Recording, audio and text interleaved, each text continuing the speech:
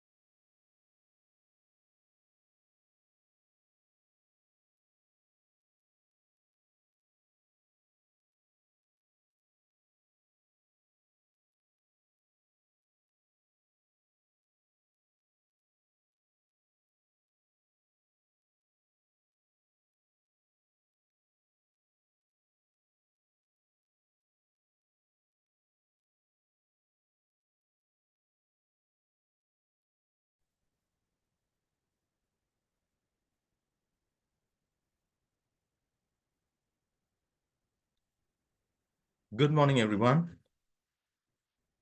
It gives me great pleasure to welcome you all to today's session on testimonial literature, which promises to be an enlightening and thought-provoking experience. We all gathered here as part of our continuous endeavor to engage with new ideas and perspectives in literature. Today's speaker, Mr. JohnSteward Raj, is someone with profound insights into this field, and we are eagerly waiting for his address. Before we begin, let us invoke God's presence in our midst.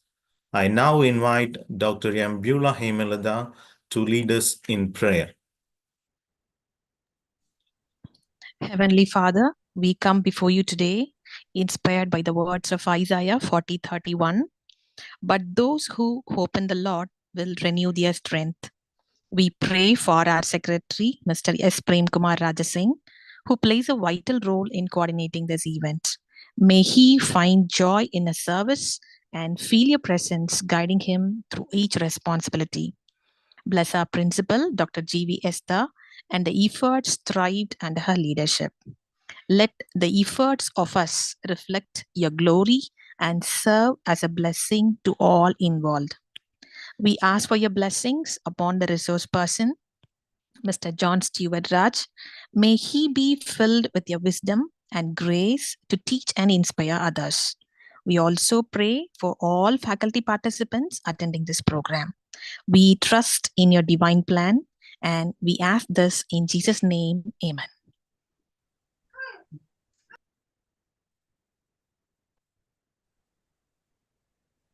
Thank you, ma'am, for your heartfelt prayer.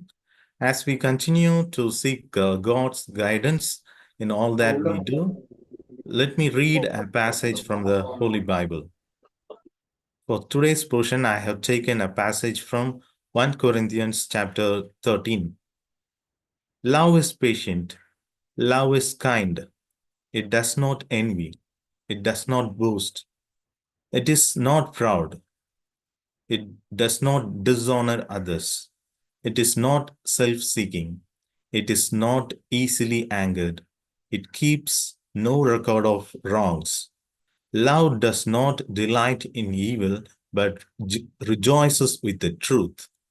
It always protects, always trusts, always hopes, always preserves. Love never fails. Here ends the lesson. We are blessed to begin this session with prayer and a scripture reading. Now, moving on to the formal part of our program, it's my pleasure to invite Ms. G. Vansi Trinsila to deliver the welcome address. A very good morning to all. I begin my welcome address by offering my humble prayers to Lord Almighty, who has blessed us with opportunity to gather here for this online platform. I welcome you all to the fourth day of FDP, and it is my great privilege to welcome you all. First, I thank our college secretary and principal for giving us a guidance for this program. Next, I welcome our convener, Dr. Beulah Hemelada ma'am, and coordinator, Dr. Jude Livingston sir, and organizing secretary, Dr. Pramila Andarishi ma'am, and Mary Stella ma'am, and other organizing committee. Next, I'm very happy to welcome our resource person, Mr. JohnSteward Raj, Assistant Professor, Department of English, Christ University, Pune. We welcome you, sir. And I welcome because he has graciously accepted our invitation to share his expertise with us today. We are honored to have you with us, sir. And I'm very happy to welcome all our participants, respected professors, research scholars from various colleges. I encourage you to actively participate and ask questions and share your experiences. And once again, I welcome you all.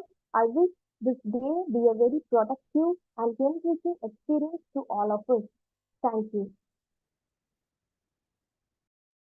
Thank you, Ms. Vansi, for that warm and heartfelt welcome. Your words have set the right tone for today's gathering. Every event becomes more special when we have someone to introduce the esteemed guest of the day. To do this honor, I now invite Ms. Samlin Golda to introduce our distinguished chief guest, Mr. JohnSteward Raj. Good morning to everyone. It is an honor to introduce our chief guest for today's session of the Online Faculty Development Program, Mr. JohnSteward Raj. Mr. John is a passionate educator and a dedicated professional with years of experience in teaching and research. He is currently an assistant professor in Department of English at Christ University, Pune. Before this, he served at the American College, Madurai, where his teaching and mentoring left a meaningful impression. He holds a master's degree in English literature and a postgraduate diploma in counseling and psychotherapy. Currently pursuing his doctoral research at Madurai Kamaraj University, he is exploring mobile assisted learning methods, a topic that is highly relevant in today's digital age. Mr. John's work goes far beyond the classroom. He has co-directed plays, delivered lectures on emerging topics like artificial intelligence in education, and actively engages in making learning both enriching and enjoyable. This unique ability to connect with students has made him a favorite among both peers and learners. Throughout his career, Mr. John has conducted numerous workshops and training programs aimed at enhancing communication, language skills, and teaching techniques. His commitment to bringing innovation and accessibility to education has been widely recognized and appreciated. It is indeed a privilege to have someone with such a diverse background and deep commitment to education join us today. His approach to blending literature, technology, and modern teaching practices is truly inspiring. Please join in welcoming Mr. JohnSteward Raj. We look forward to gaining valuable insights from his experiences and perspectives. Thank you. Thank you, Mike. Thank you, Ms. Golda, for the thoughtful introduction. Now, the moment we have all been waiting for. It is with great pride and anticipation that I welcome our resource person, Mr. JohnSteward Raj, to deliver his lecture on testimonial literature. Over to you, sir. Thank you, sir. And I'm really greatly humbled by the introduction that's been given to me. I just have a very few experiences in academia is concerned and also teaching, say. But I should thank the organizers of this, the next level of FDP that has been conducted. I think this is the second year that the college is conducting this. So I'm just delighted and happy to be a part of this again. And I'm grateful to Dr. Beulah and Dr. Livingston and other faculty members of the Department of English of Nasaret Margashis College. And I should be very grateful to my guide and my mentor, Dr. John Shager, for his mentoring and his guidance throughout my life and also the academic life, and also with regard to this particular FDP is concerned, and he has referred me, and I think I should do some justice for his referral and also to the academic audience who are present here. So I'm really humbled and I'm looking forward to a meaningful session. So thank you. With this, I would like to share the screen. And one thing is that I want everyone to be interactive. If anywhere you find things are not working for you, and if you want to stop in between and ask questions, I think you're most welcome to do it. The chat box is there for you. Otherwise, you can unmute and you can always come up with your questions and interactions. So the title, Paradigm Shifts in Emergent English Literary Discourse. I think this is one title that was really intriguing. And the word or the phrase paradigm shift, first, I heard it in one of my choir practices. In Madurai, I used to be in several choirs. In one of the choirs, it was led by Professor Sherwood, a former professor of the American College, Madurai. So he used this term, paradigm shift. There is a necessity for a paradigm shift. He was talking to us for singing. You are singing like a person who is in an normal environment. Now you are singing a Western classical song. You have to go to the environment. So you need a paradigm shift, a foundational change. I think Dr. John Shager, on his introductory chief guest address, he mentioned all these phrases, foundational change.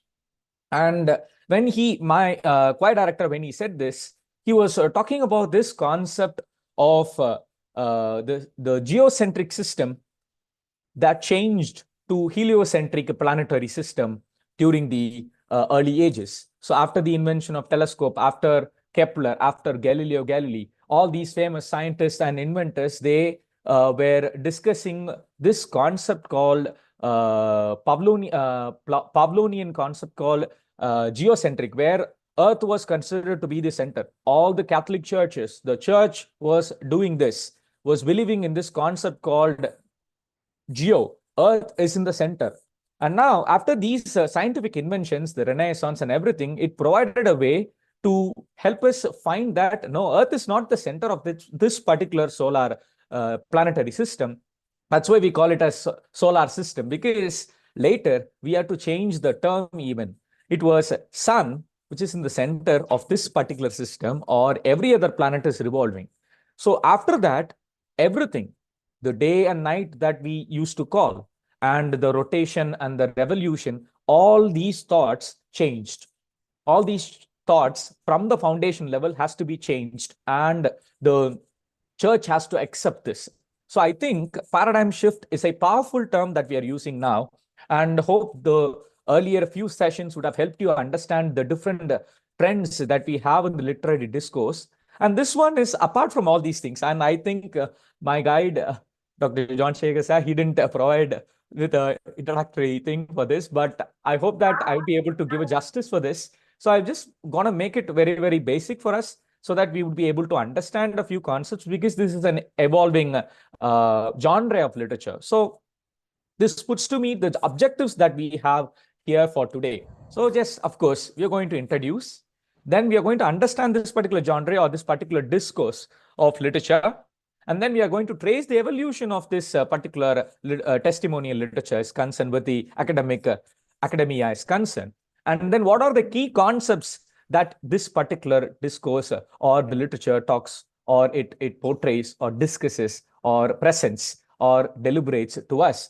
And then we go to the theoretical framework. How can we get that theoretical framework? Because theoretical framework paves the vital role, because from that we come up with ideas, from that we come up with narratives, from that we design our pedagogy for discussing these elements in the academic field is concerned. And then we move on to the testimonial literature in the present age, how these literatures are conceived, how these literatures are brought, or how these literatures are made to the reader community or academic community, that we would see. And then we would conclude and with the Q&A sessions. So before starting this, yes, I'm recently reading this book. It's I hope you can see this. This one book by, it's a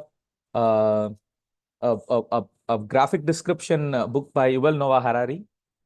It is the title is Unstoppable Us: How Humans Took Over the World. So in that, the chapter 2 has this title, The Sapiens' Superpower. And in that right side of the slide, you would be able to see one human is trying to do a cave painting. This particular cave painting is the first cave painting that they understood that humans were making impressions. Not only they are drawing something, telling stories through drawing. Stories say not just fictional stories, but what they saw, they wanted, what they experienced, they wanted to share, and also their living. They signed for the first time in the human history is concerned. And this particular cave painting is in the southern Alps of South France. In the the cave was termed as Lascaux Cave, and this Lascaux Cave have these inscriptions. This particular chapter of Harari's book deals with that, the superpower, the stories, narratives, testimonies, experience, all these things are the superpowers of the sapiens as a species, human species. Okay, so this particular species only is alive because these storytelling and memory sharing and experience sharing and testimonies sharing, powers made them as a separate species to cooperate in large numbers. If I tell a particular, say, a testimony of a few people, like-minded people, say a few or large number of people gathered together and they cooperate in large numbers. And this was helpful in doing humongous tasks in this wilderness. So this was one thing. So these Lassek's cave drawings, other testimonial proofs and experiences that you can find it on cave paintings or any other wood carvings, they share their experiences through their hardships of surviving in the wilderness. Those lived experiences have become memories. It is there in the memories. Even today, we will have those memories, collective unconscious, we say. Like Jung said, we have our collective unconscious of memory. We have it. All these experiences are not only present in the proof system, physical system, but also physiological and psychological systems have these memories, have these testimonies, shared testimonies. So this becomes our superpower. And the next one is how these memories help us, how these memories answer certain behaviors that we have today, and all these things which goes with us. So I'm just going with this idea called stories or testimonies or memory sharing or experiences sharing is one superpower that we have. And I think this particular genre is trying to take that and help us understand this. So this puts me to a few questions. So, yes. So the first question that I'm going to ask you is, what are testimonies? So if you have your answers, you can help me posting it or unmute yourself and present your answers. What are testimonies? It's a general question. Any field you can go for. Yes? Yes, sir. I think I'm able to see a few. Oh, it's not. Okay. Testimonies.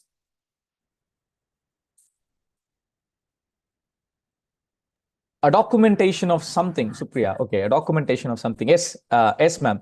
Shri Priyadarshini. Yes.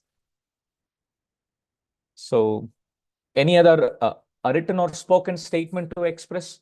Okay. Thank you, sir. Thank you. That expresses sometimes truth. Okay. Witness, say. Okay. Any other answers? Do you have testimonies?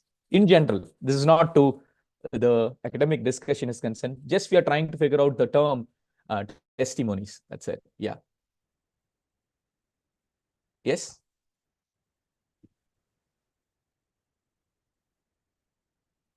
Any other answers?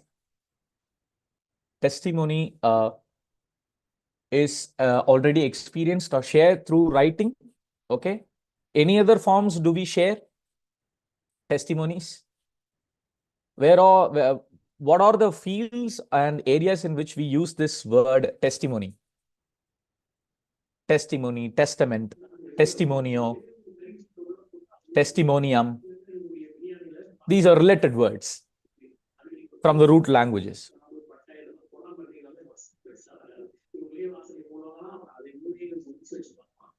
Admiration of gratitude for someone or something. Okay, fine. So that becomes an appreciation, right? Example or representation. Okay, fine. A representation, I will take this word, okay? In judicial and religious fields, yes, of course, we use in judicial fields.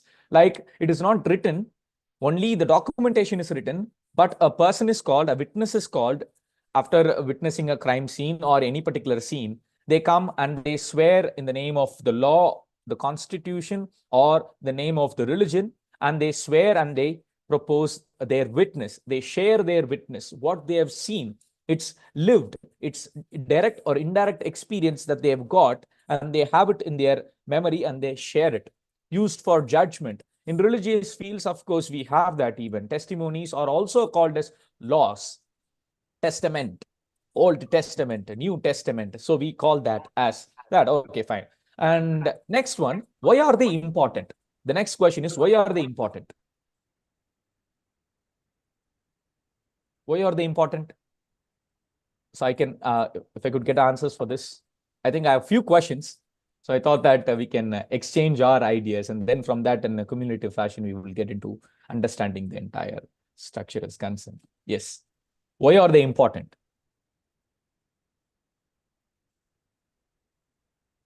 Your answers are welcome. So if you want to unmute also, you can always unmute and speak if you're okay with speaking, unmuting your mic. So why are they important? Be able to understand me? Am I audible? Yes. Yes, sir. Yes, sir. You are audible. So why are they important? Oh, yeah, we're getting into that. Okay, fine. But I'm just asking this general term testimony. Thank you, sir, Satya, sir. But I'm just asking you this general term testimony that has been used in judicial fields or religious fields or any other fields for that matter. Why is it very important? Testimony. Authentication, yes, fine. Authenticity. Authenticity. It provides authenticity to some fact. They lead us to more understanding and inspire us to be more authentic and okay, fine. So yes, of course, they lead us to the better. Yes, it serves as environment. It's sorry. It serves as evidence. Fine. It serves as evidence. Any other word or any other phrase do you have or answer do you have? Why are they important? I think this would suit. Yes, fine. Evidence, authenticity, and first-handed report. Anywhere you go, you need that. It is not only with, say, judicial or legal terms is concerned or religious terms are concerned. You need evidence. You need proof. You fight for that proof. Yes, of course, fact. Certain facts that have been experienced by certain people, and they provide it with their oral expressions. They provide it with their oral expressions and also written expressions and other mediums, say. So to have an authentic view of that particular information, we go for these testimonies. Okay, and they are very, very important in every field for that matter. And what are the, I think these are a few narratives. Oral narrative we have, and digital narratives we have. Yes, of course, based on testimonies. Written narratives, of course, we have. Yes, and the other question, I think, based on our previous answers, I would be able to get. The other question that I had was, what are the impacts that these narratives create? Okay, so of course, these narratives in literature, when we take literature field, testimonies in literature, we take automatically the authentic evidence, the first person narrative of a particular plot or a particular narration gives us an authentic feeling, gives us this satisfaction that we are trying to get the truth from that character. We are trying to get the truth from that particular persona. We are trying to get the truth from that particular author or that particular interviewee or the particular person who is involved in that particular circumstance of oppression, of some turmoil, some life experience, or anything for that matter. So maybe I have another question, and when we go into the subject, presentation, we'll be able to get that in time. How did they evolve over period of time? Over these periods of time, how did they evolve? And also, we'll be seeing and understanding this question, what are the recent trends in using this particular narrative in literature, testimonial narrative in literature, and how it helps us achieve large cooperation and present other truths. It's one important thing, because when we are talking about this concept is concerned, evidence, authenticity, and facts, I think we are trying to provide with, or the particular person who is giving a testimony through any one narrative, they are trying to provide an alternate truth, a counter truth to the existing power-oriented truth. Is one thing. So we'll just try to find the recent trends that we have in the digital age also. And how can we incorporate in our academic discourse? So that's one prime factor that we have here. All these discussions and these discourses are not for our ears. It's not only for our ears, which is very sweet for us to understand or sometimes interesting, but it is also for us to incorporate those discourses in our academia, in our pedagogy, so that we will have a better evolving, practices of teaching new things that are present in the academic environment. So all these things you will see. This puts me to the next idea, that every time I used to go for this etymology of this particular word that I'm trying to learn new, or that I'm trying to present. The etymology of this word, of course, it comes from the Latin word testimonium. And in the Middle English, they try to use this. Testis means witness, and it is added with a noun suffix called monium or moni, used in law, as said by our fellow friends. And it is used as an evidence or a proof, an open declaration that has been given to the people, that serves as a testimony under par, and it in the precepts of God, maybe testament, the rules and regulations that are there. And sometimes these testimonium or testimony acts as a protest against the existing narrative, or a declaration of disapproval in sometimes. If I have something that has been approved, I provide my testimony, I provide my narrative, and that serves as a disapproval of that particular thing. So in several factors, these testimonies are, this word is being used, and this is the etymology of this word. So we have here, and then we go to this, trying to understand this particular genre. So TL, say, I've just shortened it. It's a genre of literature, or one strand of literature that deals with the individuals when they recount their personal experiences. So it is a narrative, say personal testimony and collective memory, as said before, offering voices to the marginalized or the oppressed communities at times, because testimonies are that, a witness or a particular person who is being affected by a particular oppression or a situation by somebody or something. Then this particular narrative, testimonial narrative, provides or offers voice to those people who are in the periphery. They bring them to the center, and it attacks the existing narrative, attacks the existing truth that has been presented because of the power or the patriarchal dominance that we have. Most of the times, testimonies are oral narrative. They are the emotional truth of lived experience. You would have come across all these things in your life, of a testimony that would have been shared during these war times, testimonies that have been shared during the crime that has been committed against women. When men commit rape, women share their testimonies. It is very hard for them, but it is oral. It is recorded. Audio has been captured. Video has been taped, and it has been recorded. But most of the time, it is oral. And recent times, we have the other forms of narratives for this testimonial literature. And there are a few definitions with regard to this. Beverly provides with a definition, says, narrative told in first person by a narrator who is also the real protagonist or the witness of the events they recount. The protagonist or the narrator recounts the events, witness of the events, whose unit of narration is usually life or a significant experience. Of course, it's lived. The experiences is not something that is imagined, fictional. Sometimes it is in the different, world. No, it is my personal undergoing. It is my personal lived experience. I go through that particular, affliction, particular persecution, oppression. So these are a few things, a unit of narration. They recount the unit of narration, usually life or significant experience. And the other one is, it's by George Udice, a professor in the University of Miami, who deals with the Latin American studies, and he has provided with testimonies and testimonies, literature, and narrative. He has presented a discourse and a theory, And he defines this testimonial literature, this evolving literary genre, as an authentic narrative, as said by you, an authentic narrative, a factual narrative told by a witness who is moved to narrate by the urgency of a situation. I am telling this because I am moved to that position.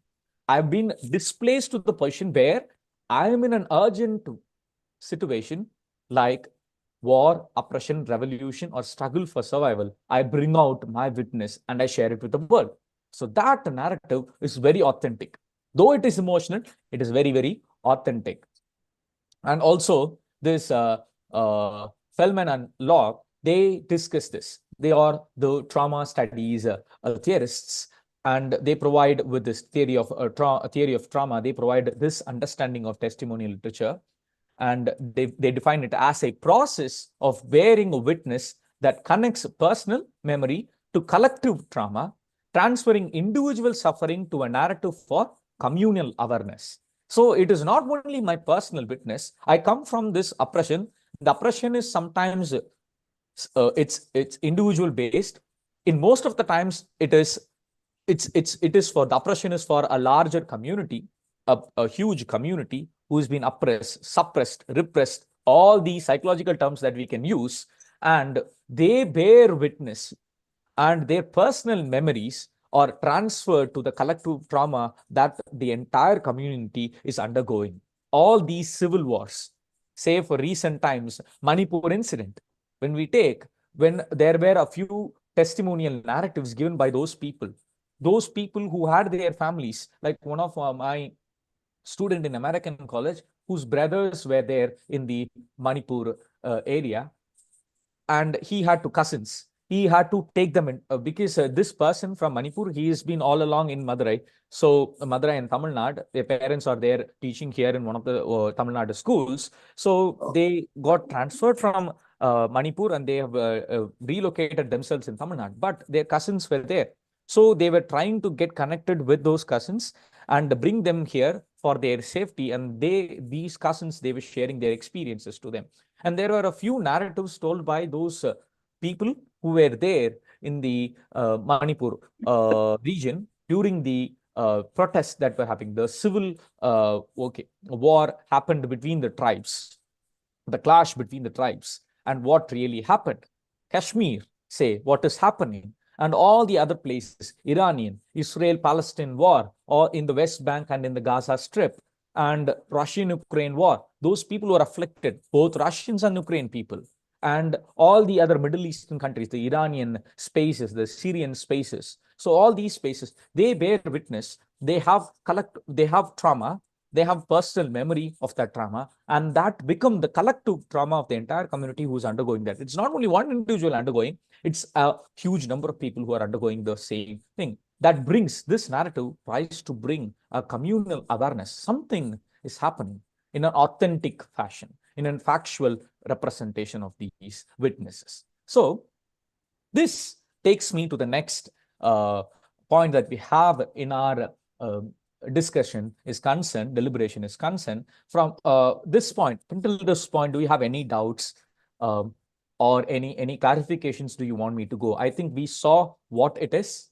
We try to connect this superpower of testimonies with human experiences, and we are trying to understand this testimonial literature as a genre or a subdivision of literature, and then we are trying to define this particular literature is concerned. So this is the thing. So do you have any doubts until now? If not, can I proceed? Yes? So if you say a reaction would do also, can thumbs up or can, yes. So evolution of testimonial literature. So this one thing that we have to understand, because testimonial literature is not that it popped in and it is now there in our midst. It is that it was there already. People were there using this particular type of narrative, that autobiographical elements present in one narrative. So all these were small narratives of testimonies, but in a full-fledged manner, we are unveiling it recently, but it had in the ancient and the medieval periods. So you have this particular in the slide, you have it. So confessional literatures were also called as testimonial literatures.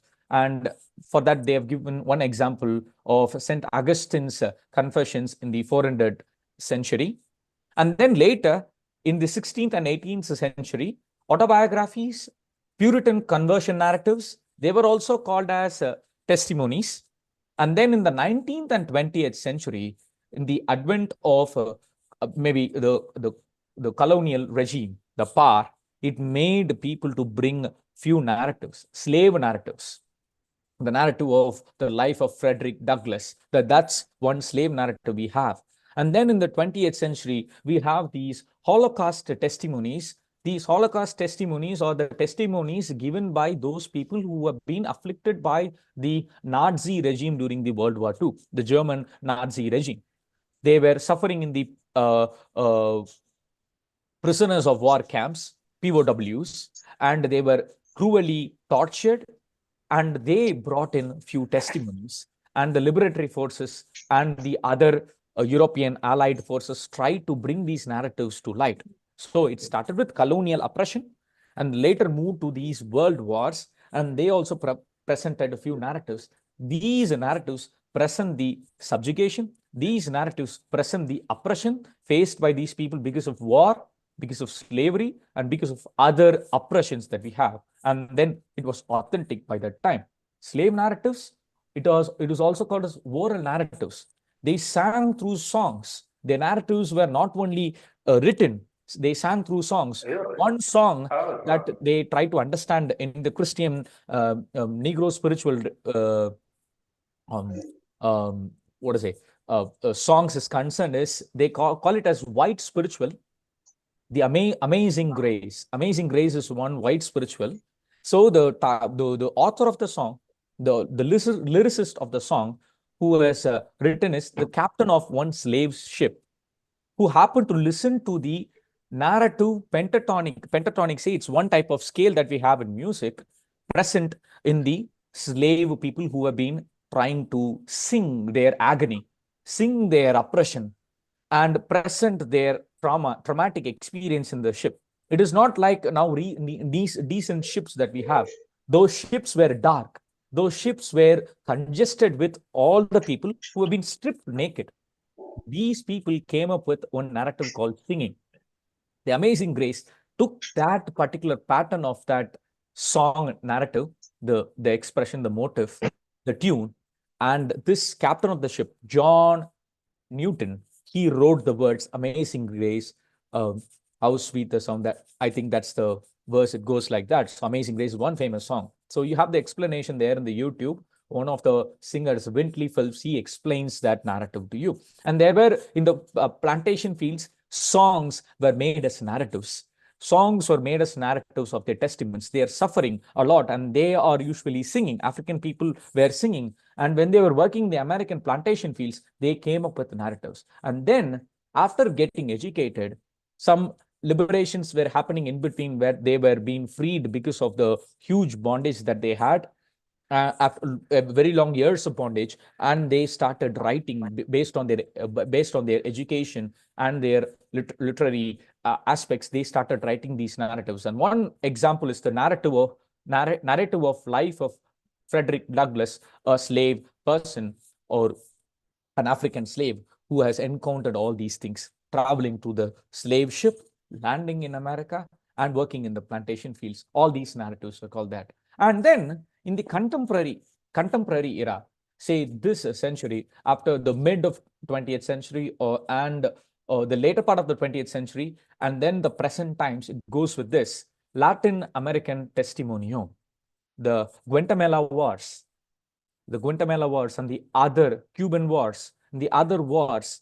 The Latin American people started presenting this. They took it seriously, this testimonio, a collaborative storytelling and activism that they took based on their personal experiences. They provided with narratives, they provided with collective storytelling abilities, provided with collective storytelling, literatures, and that spread across the entire the civility, and the citizens were inspired by that, and it became an activism.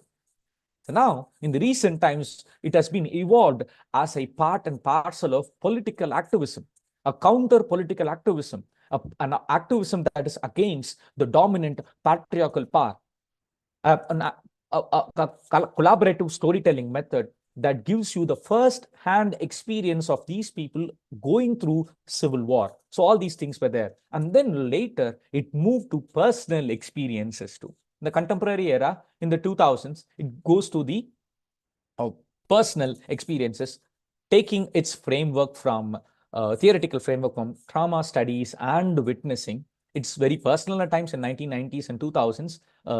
Soshna Feldman's I couldn't read it. Yeah. Juridical unconscious. So it talks about the traumas underwent by people and the underwent and the witness that they had to provide as a narrative to the people. So TL, or say testimonial literature, has evolved over time, incorporating personal narratives, witnessing, and social activism. And in the recent time, it provides a platform for marginalized voices, as said by the theorist, the post-colonial theorist Gayatri Chakravarti Spivak. Can a subaltern speak? In her theory presents the theoretical framework for the need and the necessity of voice for these marginalized people and their direct, authentic voice, documenting human right abuses and promoting social justice. So this particular narrative, this particular literature is trying to promote and trying to document the human rights abuses that are happening. It can be personal, or it can be social, communal, and it promotes these narratives, tries to promote activism, at the same time social justice, trying to fight for my own dignity, trying to fight for my own quality of life, because my life as a person who's witnessing, his or her life is lacking quality. See, the fundamentals of living, food and shelter that they don't get. I will just show you a few digital archives that have entered or have described or presented the first-hand experiences of people who have been through this, who have been through these oppressions. They stand as witness. They stand as testimonies and act as personal narrators of these events happening. So this is a small understanding that we have with regard to the evolution of this particular literature is concerned. Now we have this separate literature called testimonial literature in the contemporary era, trying to put in all these traumas, witnesses, testimonies, narratives, slave narratives, Holocaust narratives, war narratives, oppression-based narratives, and personal human rights narratives, abuses-based narratives. All these things are there, and that serves as a corpus for this testimonial literature is concerned.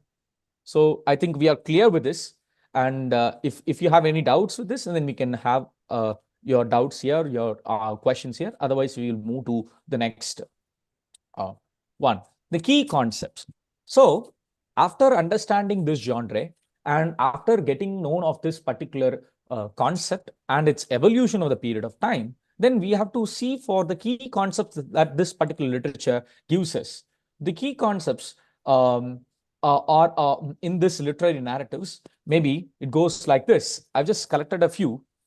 There are many, but a few for our understanding is concerned. Autobiographical narrative. Already I have presented to you. One example is Khaled Hosseini, an Afghan writer who presents his autobiographical narrative in the book The Kite Runner.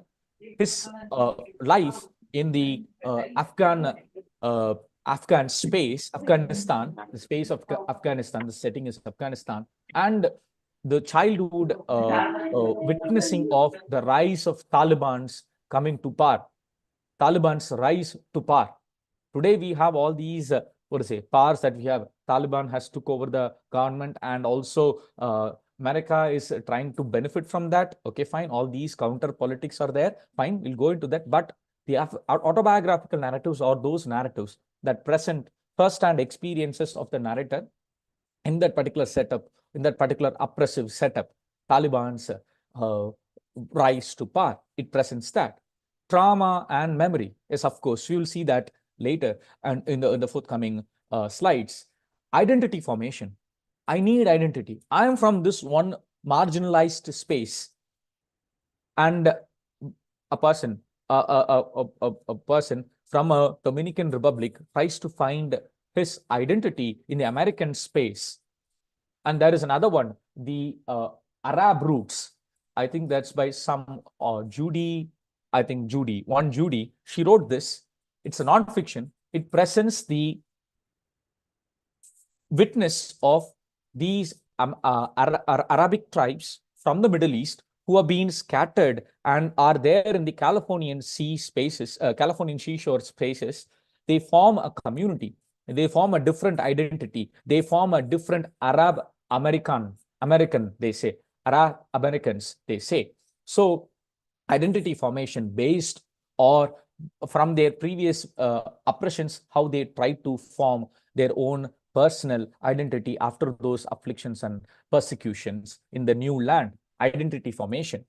Social justice and activism. Already I've told you all that. Say, for example, Malala in the Pakistan, where she had to go and as an educationalist, she had come up with the Nobel Peace Prize, and her narrative, her experience by the forces, the militants, and her afflictions gives the narrative of her afflictions and the testimonies give rise to social justice and provides activism in educating the children of that region. Personal testimony as a political act. Say, for example, there are so many political leaders who have underwent through these struggles, and they write their own personal testimony, and that is for political act.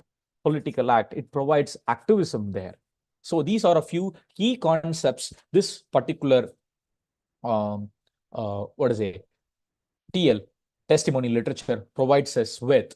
So say, for example, yes, Rigoberta Menchie. So this is one Indian woman in Guatemala. She has witnessed, and it has been edited by Elizabeth Burgos and others, translated by Anne Wright. So they provide these narratives, and Rigoberta Menchie provides the struggles faced by the people, indigenous people, in the Guatemalan Civil War. It was a long-lasting civil war, and recently only they came to consensus, and then they were trying to do away with all these things. So her experiences, I think she is the winner of a Nobel Prize, Nobel Peace Prize. So that's one thing that we have here. It's first-hand experience. It's authentic. This witness is authentic, and it provides us with an understanding of that. And then when we go with the other one that is present here, I'm just trying to give you the key concepts being shared here. The personal trauma and also the oppression undergone by the diary of an young girl, Anne Frank. First-hand experience. If you have read that text, you will find descriptions of how they survived in the Nazi Germany, how they hid themselves in one of the chambers. In one of the publications, you will have the graph of the space, the geography of the space, even where it is the plan of their hiding space, even, and how they try to escape from the Gestapo, the moral secret police system that they had, who were trying to get these Jewish people who were there hiding themselves, and they were brought to justice, and they were their justice. I'm not talking about this justice, the power-oriented justice that they thought, the Nazi people they thought, and they were put in POWs, and they were tormented. Anne Frank couldn't survive, but her father, after her death, tries to collect all these manuscripts and publishes this book, The Diary of a Young Girl.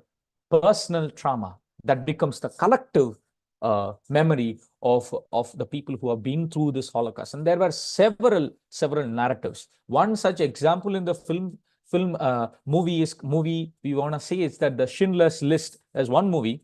It talks about they call themselves, there are a few Jews, they call themselves as Schindler's Jews. Schindler was one Nazi German political person. So he tries to get people. You would have watched this movie, so it's interesting. If you want to watch it also, you can watch it. So you'll get a narrative it's an understanding of the POW camps, so how they affect. So there was one scene, literally we have to bear witness. It happened. It is happening, and it happened. Say the Nazi soldier would take a rifle in the early morning. He would be very, very bored, aim, shoot an old person. That's it. So these were there, and few narratives of the Holocaust narratives present the afflictions faced by Jews, present the narrative afflictions and the oppressions faced by Jews. They were stripped naked, they were tortured, they were raped, they were beaten, women, children, they were shot, children were shot. These narratives, it presents how their own friends, German friends, betrayed during the Gestapo search for Jews.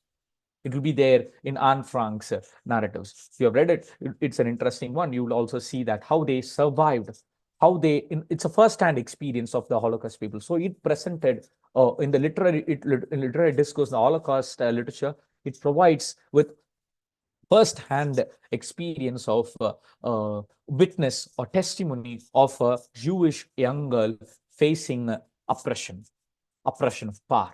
And then you have this political activism by this leader, Nelson Mandela, a long walk to freedom. You'll understand. He was sentenced and he was thrown in jail, and later he had to come out and then had to have a walk of freedom. So he was for the South African people, and he was against the colonial regime and also against the oppressions caused by those people and the civil war in that particular region. So it is that. Persepolis is one graphic novel by Marjane Satrapi. So it also talks about the Muslim women in the Middle Eastern places, how they are afflicted, how they are oppressed, how they are suppressed. And the next one is a trauma-based, identity formation-based text, The Agronauts by Maggie Nelson. It talks about, I think it talks about, about the queer identity, their oppressions. They had to go through traumas. They had to go through certain hardships, experiences in life. As a family, how one has to, this particular family setup tries to find its space in the community, and their oppressions, how they are discriminated, and how their identity is formed. That's one thing. And then I have this Junot Diaz. It's a Dominican person who tries to find the life in America. Brown Girl Dreaming. It's about one African-American trying to find their space. Educated. It's a memoir. Memoir becomes a narrative. Memoir becomes a narrative style here that presents the day-to-day or a short collective memory of a person in their life and their experience, and it presents the idea. So these are a few books you have. Between the World and Me. It's about, it came in 2015, I think, New York Times bestseller. This particular book talks about the African-American people in the present context, what they face. Maybe George Floyd, I think during the COVID times, you would have heard that news. It talks about one, or it gives us the idea of how one African-American person is trying to, who was brutally tortured and was killed by the white police people for not showing one ID or unwantedly. So this particular Between the World and Me, it tries to present the first-hand experience of African-American people in the present context. These are a few recent times books that discusses this, and it serves as testimonies, and it is part of testimonial literature. So these are a few things. And yes, so these are a few key concepts, these books that we saw, and also I have just given you the gist of all these things. So all these ideas being shared and being discussed in these books through the testimonies of the people, the first-hand experience, authentic and factual, and it serves as a proof that what they have underwent during the course of their life, lived experience that they have shared in these narratives. And then this takes us to the next section of our discussion for today, the theoretical framework. So before that, do you have any questions? Do you have any reflections for you to make? You're always welcome to put your reflections and questions in the chat box. Are you able to understand up to this point? Or do you want me to go on more time and... Yes? I think I'm audible. Yes. Okay. I'll take it as an S and then I will proceed with the theoretical framework. So, yes. So, yes. So when we talk about all these key concepts, all these understandings of testimonial literature and the evolution of this over the period of time, and then we have to go with this, how do we bring it to or how do we conceive this idea? We should have some theory. As academicians, we go by this theory, and as presented by the previous presenters, of course, they would also mention this. So literature is not a monodisciplinary field. It's not like physics. Even physics goes hand in hand with mathematics, or economics goes hand in hand with mathematics, and chemistry goes hand in hand with physics and other scientific fields. Biology, yes, of course, it's multidisciplinary. So we are in this medium. So we cannot say that literature can act on its own. It can take its own. It's not monodisciplinary. It is a disciplinary field. It is like it presents or it takes theories from different fields and sections of the community, and it presents its framework from that, inspires and gets its idea, and yes, of course, presents its narratives in that fashion. So this gives me or puts me to share these theories that are there in this. So when we talk about testimonial literature, then we have to consider that I told you, right? It started in the later part of the 18th century and in the early part of the 19th century. Yes, it was the colonial period. It gave birth to these gave birth to the narratives faced by those people. Earlier, it was oral narratives. The persecutions faced were oral narratives. Say, for example, colonialism, and war becomes the first historical context of this testimonial literature, or the theoretical framework behind testimonial literature. Historical context, colonialism. Based on this colonialism, slavery, and war, we're able to find out a few narratives, first-hand experiences of people on the other side, marginalized spaces.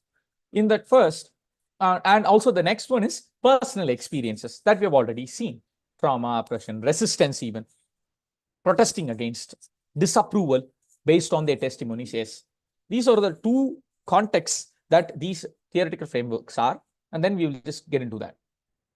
In post-colonial theory, it analyzes or it presents the power dynamics between colonizer and the colonized.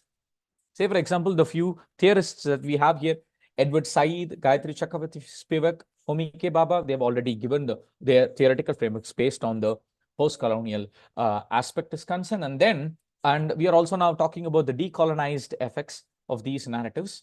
And the first narrative, testimonial narrative, it was considered. Earlier, it was not considered to be that, but later it came. So, Chinua Achebe's novel, know this novel. I hope everybody would have discussed this novel in our college times, and also we'll be dealing in this present academic discourses, The Things Fall Apart. Things Fall Apart, published in the year 1959. Initially, it was thought as an unthreatening novel. But later, what happened?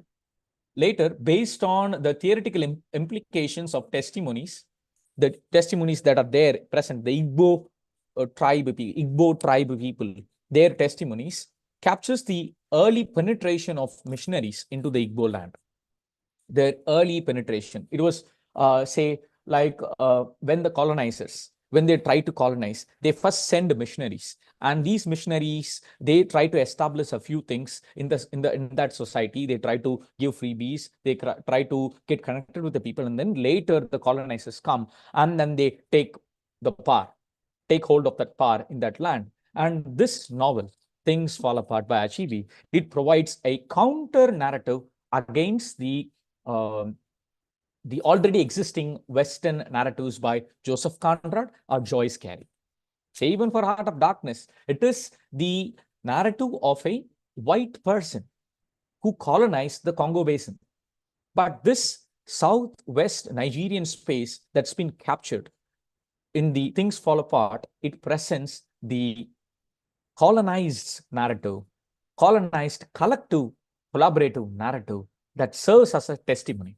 They try to understand it this way, because in one of the theoretical frameworks, like I think it was an article by I think George Eudes, in that he has referred to Spivak's idea of why do we need this testimonial literature, is that it serves as a counter canon for the Western canon, Western canonical writings, Western canonical representations of history. Say, for example, if I write the history, or if I've been a part of the Indian independence, the 1857 revolt that the Westerners claim, the Britishers claim, the colonial lords claim as the I think it was called as 1857, the Great Revolt. It was called as a revolt. But the narrative of the Indian history would be like, it would be the first war of independence, 1857. It was few other wars taking place. So how it changes? The Western canon tries to present the patriarchal power in presenting the historical truth, the grand truth that they present. But testimonies based on post-colonial theoretical frameworks, they try to present counter narratives. Testimonies serves as counter narratives against Western canon. And the next theory, also post-structuralist theory, they try to present the challenges of the dominant narratives and the power structures, try to deconstruct these powers through these testimonies and narratives. Testimonies, witnesses, first-hand experiences, and stories shared by those people who have been through the process of subjugation, who've been through the process of oppression, who've been through the process of cruel persecutions. They provide a deconstructive fashion of historical truths, multiplicity of truths. It's not only one truth that you have and you read it in the news, or you just present it in one novel saying that the Congo basin is like this, the Serpentine River. They try to present Africa as a dark continent. In Joseph Conrad tries to present Africa as a dark continent, but where Achebe tries to present the richness of the culture of the Igbo tribe people, their religious beliefs, though it can be pagan or not. Why do you want to bother? Why do you want to carry the white man's burden saying that this is the real God? Why do you want to bother? I have my own. I have my own culture. I have my own. You are a person. Say, we use this colloquial term in Tamil, Vanderi. Vanderi, unakenada prachana. All these things are there, you know. So they come, these white people, they come to their lands. They present an understanding, a description of the land. But the African people, they try to come up and present their own witness, their own testimonies of their culture. And these narratives, as said before, it serves as a counter narrative against the ever-existing white narratives, the so-called white Western canonical narratives, writings present. And of course, we have to move to this next theory that we have in our hand, feminist theory. So what this particular theory has to do with the testimonial literature? Okay, when we see, it's not only about, when it comes to war is concerned, oppression is concerned, the most affected are the women and the children. They are doubly, afflicted. They are afflicted by their own patriarchal dominance in their own community. Yes, of course, that's happening. But at the same time, they are the easy target. Why are the easy target? It's another question when we talk about this. We have to go through the feminist theoretical framework. And yes, so you have all the other feminist theorists. They discuss all these things. Butler and others, they discuss. And this particular theory highlights gender experiences during the oppression. How these militants try to target women and power dynamics involved in gender discrimination. When something happens, when some militant force comes to power and they try to go with that of persecuting people, and they target women. And these women are not only targeted like men, but they are targeted in a different way. They are moral policed. They are, say, raped. They are murdered. Like what we saw in the recent Manipur's incident. A woman was stripped, a young woman was stripped naked on the streets, shot. So that's how we target. This is not happening to men. Or yes, of course, it's happening. But it's not getting into the news. Why? Because they are discriminated widely. And feminist theory puts gives us a theoretical framework to understand, and we have a few testimonies there. So I would like to share one example for that. Let me share another screen here. Excuse me. Yes. We're able to see this? Yes. So just tell me if you could hear the audio. Zaczęło się od informacji, że Can you hear the audio here? Okay, fine. So then, yes. pewna dziewczyna została pobita w samochodzie policji, która zajmuje się sprawdzaniem hijabu na ulicach Teheranu. Ta dziewczyna nie żyje.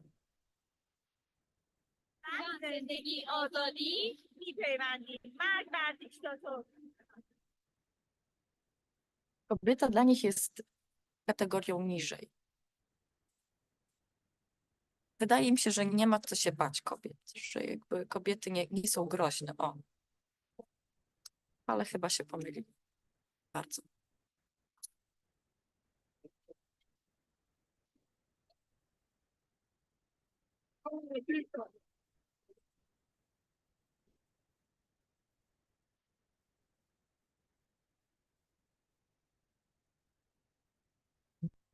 So this particular audio, excuse me, I'll just share the PPT for you. Yeah. So this particular audio that you're able to see now, it's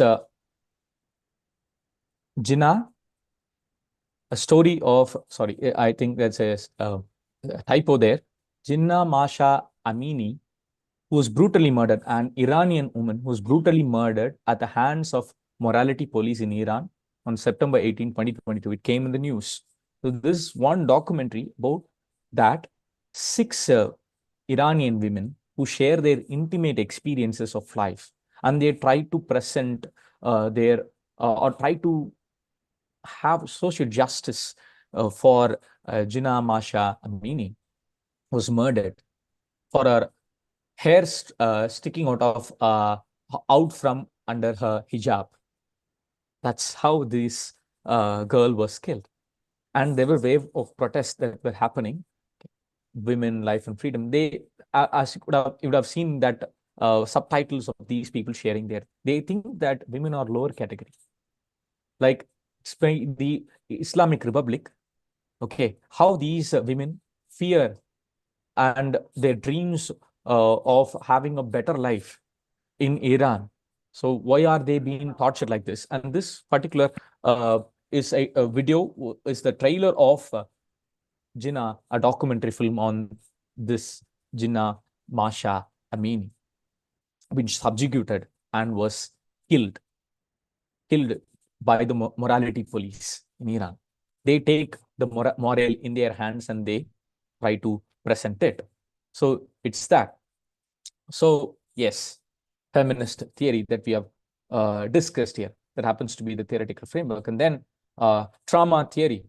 Theorists like Kathy Schwab, Feldman, Dominic Lacapra, all these people, they examine the psychological and emotional impact of traumatic events. How these events, how these persecutions, they are there in the personal memory. They happen to be the collective experiences of that individual during the time of their subjugation, their oppression, their suppression and repression, and how they face all these things. And after that, when they are relocated, how they have these tormenting experiences. Trauma theory can be a theoretical framework for these testimonial narratives that we have in our hand. So all these things are there. And there are a few narrative strategies these testimonial literature uses. Already we have seen this. Autobiographical. Yes, it's autobiographical, and they use poems. Say, for example, it's one American lyric that we have. I will share that picture for you so that you'll be able to see that. I hope you're able to see this screen. It's by, it's in the, give me a sec. Yeah.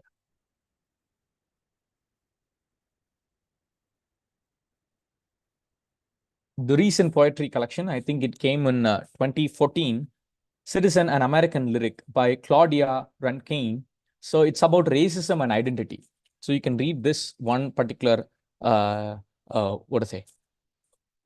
lyric being culled from the book, from the collection, poetry collection, Citizen, an American Lyric. So it talks about one of the strategies. Poems are used as one of the strategies. I feel most colored when I am thrown against a sharp white background. I feel most colored when I am thrown against a sharp white background. I feel most colored. So it's like that. It's the lyrical narrative that they have, and it goes on like that. And yes, let's come back to the slide. So I'm just switching back and forth for us to have an understanding of what we are going with. Reflective storytelling. This reflective storytelling is captured in the theater formats. They call it as playback theater. It's now coming up. Playback theater is a very simple thing. It's like the person who has underwent a particular trauma, a particular oppression, tries to give their life experience, share their story, and a group of people cull out the impactful phrases from the story, get authentified, get checked with the storyteller, the person who is the testimony of that story, witness the story, first-hand experience of that particular story, and they try to present a theatrical expression of that. Okay, collaborative narrative, they say. Reflective storytelling is that it had happened earlier in the past. The narrator tries to take that from the memory and present it as a story, first-hand experience. And witness testimony. Graphic novel. Persepolis. I showed you one text, by, it's here. Marjane Satrapi. So that's a graphical novel that presents witnesses. And memoirs, educated. That's a memoir. It shares collective short-term memories of a particular individual during a particular period of time. Yes, of course, you know what memoir is. Yes, I'm just trying to, yes. And yeah, we have the illustrations. Say, for example, Khalid Husseini's sea prayer. It happens to be one testimony of a father giving his life experiences, passing over his life experiences of how he suffered the travel that he had to undergo from Syria to the European country and then back and forth. And after the suppressing of words, he had to come and see his earlier life. So it's first-hand experience and illustrations. Okay, so all these things are there. So they use these narrative strategies. Poems as one strategy. They narrate, they present as from a person's point of view, autobiographical, reflective storytelling, witness testimony, collaborative narrative. Join hands. It's like, yes, we are joining hands with people, join hands. Munechi's, Roberta Munechi's story, it's that particular text is a collaborative narrative. The person narrates, there are a few people who take that, present it in the written narration or typed narration, and they give you the collective narration of that particular experience as a testimony of that person who had underwent that situation and that crisis. So these are a few strategies and theoretical frameworks that we have in hand that discusses these ideas of testimonial literature that presents not only say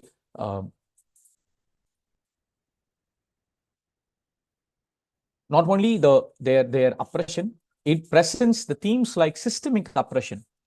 It presents cultural identity crisis. Sometimes it's about, the testimony is about activism and resistance. And these testimonies serves as that. So all these create an impact in the minds of the reader and presents their shared experiences, and it presents their personal experiences and shared experience in the communal level and provides a detailed effect of this particular thing. So yes, finally coming to this point, I'll just share you a few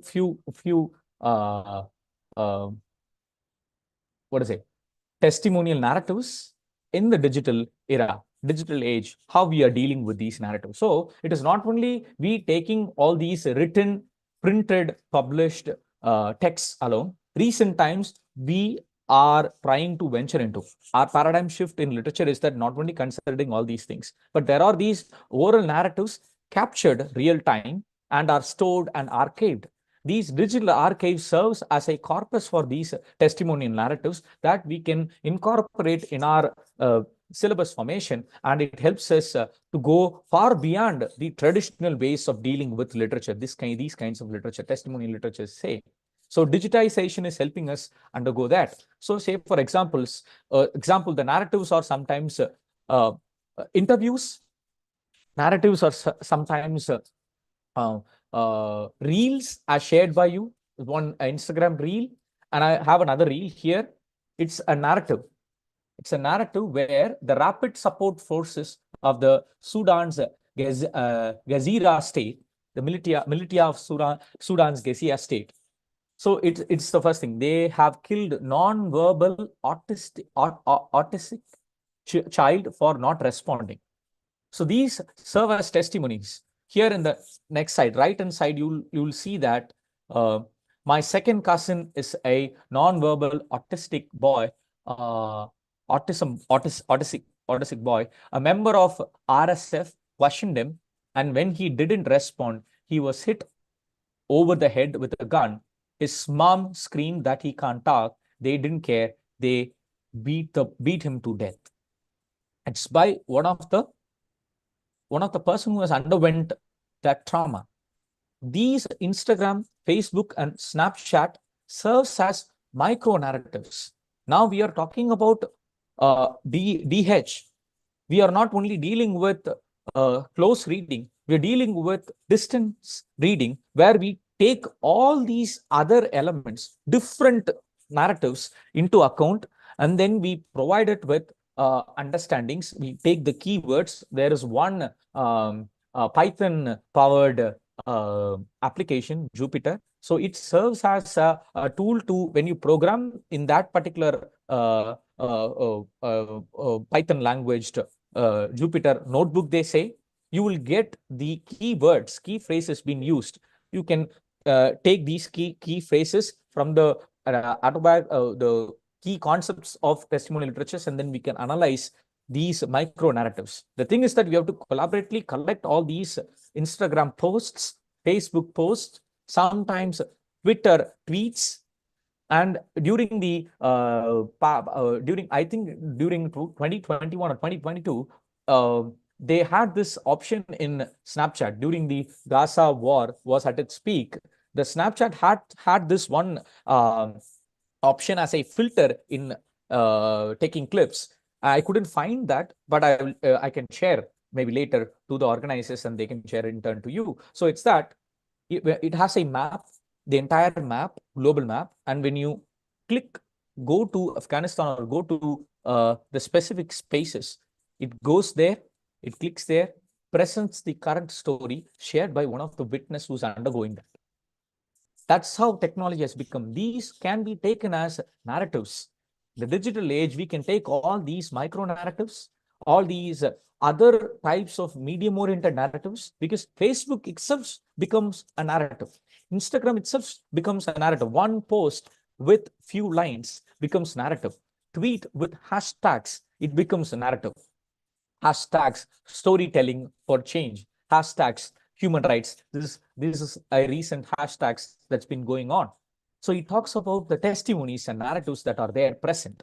So it is there. And I would like to share another video to you. I'll just go to the screen. Just give me a minute. Yeah.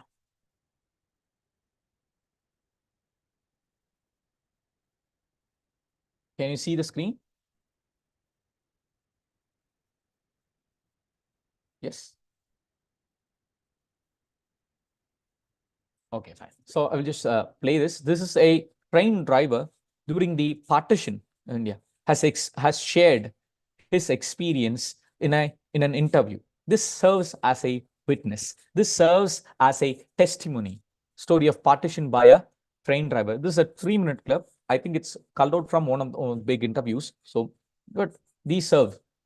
Let me play. 6 महीने हड़ताल की थी कि भाई साढ़ा driver की तनख्वाह बहुत कम ने और तो 300 रुपया तनख्वाह मिल रही तो 2 महीने बाद पाकिस्तान का ऐलान हो गया असा हड़ताल कर दी थी उस वक्त तो हिंदू भी मुसलमान भी सिख भी ईसाई भी सारिया कौमां कट्ठियां ही नौकरियां थे उत्थे ऐसा जैसा कुछ जावा जाके नारा लावा नारा ऐसा ना के होना मुस्लिम हिंदू मुस्लिम सिख ईसाई सब भाई भाई उस वक्त ऐसा ये नारा आया उससे रेल का पहिया तमाम जाम हो गया कराची तक रेल बंद हो गई आखिर उन्हें मुतालबा मानना पाया मुतालबा उन्होंने मनिया जिस वक्त लिख के देता साढ़े लीडर कि भाई असा ये मुतालबा मान के दे बस फिर हड़ताल असा त्रोड़ी जैसे अपने ड्यूटियां पकड़ के दिया उस तो बाद ऐलान हो गया जी आज पाकिस्तान बन गया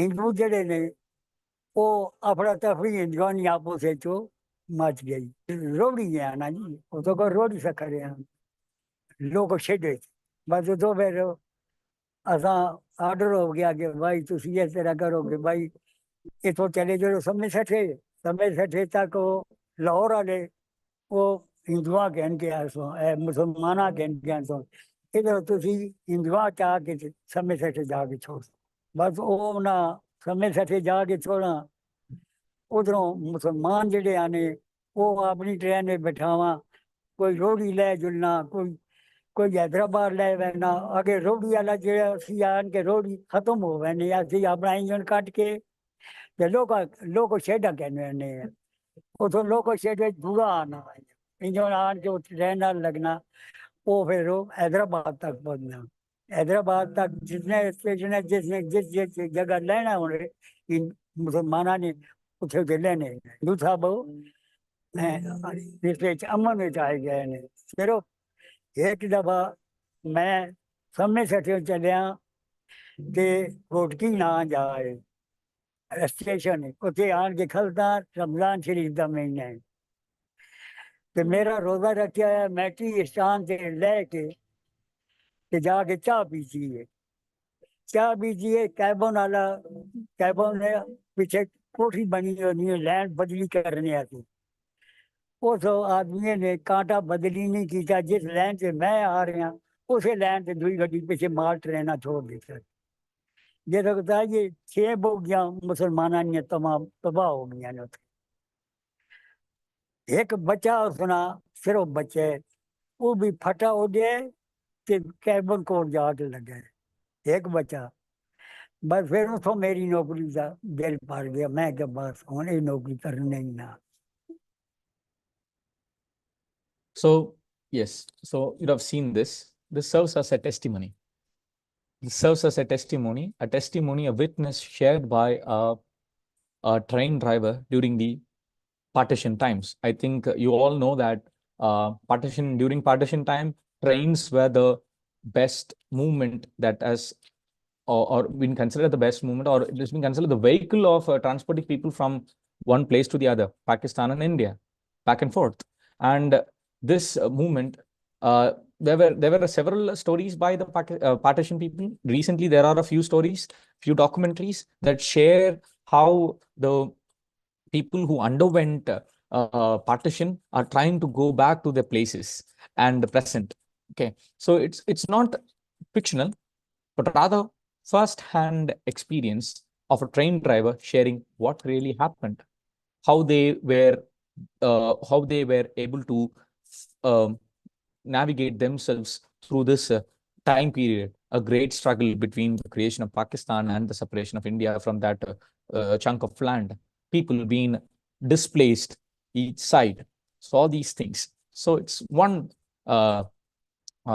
short testimonial narrative of a train driver who presents this. This can be considered as a narrative in the digital age. It's a oral-based narrative, but it is captured and it is archived, digitized, and there are a few other documentaries that share the same. This gives us an idea that we can consider documentaries as a part and parcel of this narrative, because here these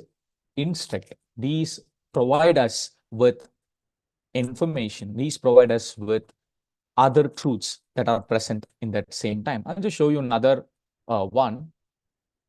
So this is a documentary by the Gaza survivors, and it's titled as Gaza Survivors: Stories of Resilience Amid Israel's Year-Long Siege. Okay, these are witness documentaries that they call. هات يا البلاد يلا انا بطلع معايا مفتاح اسمع على الاسانسير هذا خربان وعليه زباله على الثاني ابوه كبسه. I'm just fast forwarding so that we will see a few things. هاي الخراطيم اللي تطبع فيش عندنا بديل كله ايش بيشتغل اول باول بقى عاوز اعمل صيانه شبه الحمد لله على اللي الحمد لله هذا رضا من رب العالمين هذا رضا رضا الحمد لله أعطاني المرض الحمد لله قلت الحمد لله أحضان قوية عملنا بزارع عادي المهم أنت ضلت سليم ضلت سليمين أنت وأخواتك جميعا. الطوابق كلها هي الرضا. So what you see is the dilapidated places after the Gaza war, the war by Israel. I'm just not taking sides with Israel, or I'm just not only but I think the International Court of Justice has sentenced gave a jail sentence for the Israel's president and the war general. So it's that, but you're able to see these narratives. These are first-hand narratives, testimonies, sharings, witnesses of what had happened. These documentaries in turn serve as a part and parcel of testimonial literature, and it provides us with detailed pictorial, at the same time first-hand experiences of individuals who have been through that persecution, been through that. They are the survivors who are struggling to survive these conditions. Women, you're able to see their lamentations at times. Those lamentations serve as witness. Those lamentations serve as facts, authentic evidence of something happened. Real-time evidence that you have in hand. I'll just go forward with it.